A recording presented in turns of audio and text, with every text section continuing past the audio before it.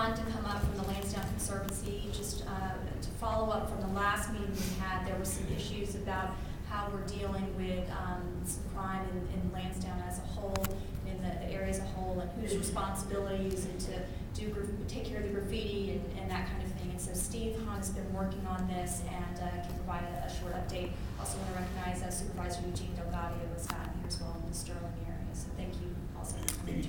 Steve. Good evening, thanks for coming. Since the last meeting, we've been working with VDOT on trying to get a specification. I'm just talking specifically about the graffiti now under the bridge. I know that was a big concern from the last meeting. And Deputy Spurlock was pretty instrumental in getting where we're at this point as well. We have the spec, now we're down to the color, if you can believe that. So VDOT is trying to bless the final color that we can put over the graffiti under the bridge. As soon as we have that, I believe within the next couple weeks, I don't see a reason why we can't set up, getting volunteers. We'll be looking for folks from the community.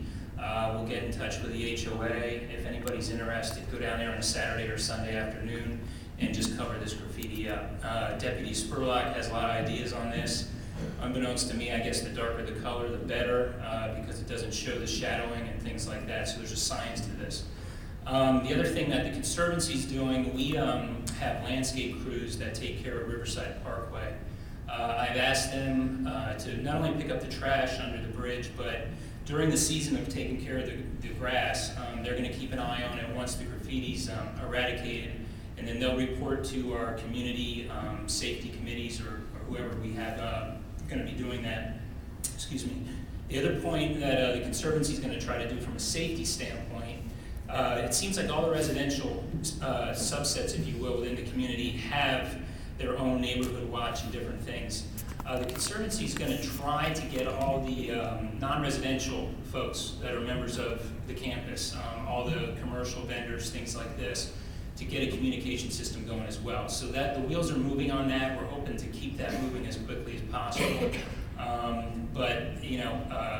We'll see how quickly we can turn that around. And that's pretty much what we've done since the last meeting.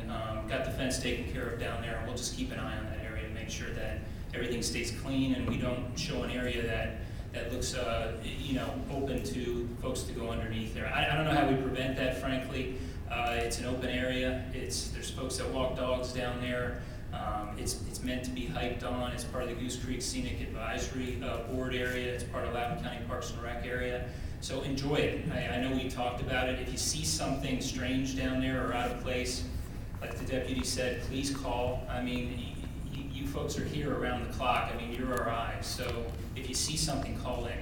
Don't say, well, maybe that's normal. Just call in. That's all I can ask. And that's it. Thank you.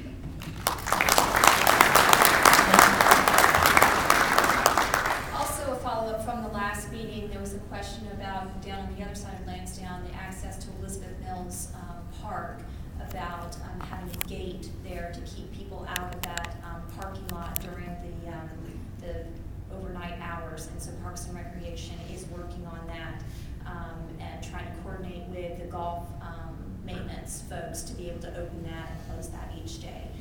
So that's going to be taken care of, which came out of the last meeting too. So at this time, if you have questions, we have 2 microphones, one towards the front and one towards the rear, and feel free to come forward and ask your questions for any of the officials who are here. Sheriff Simpson has quite a number of other folks here up in the front row from the law enforcement side if something specific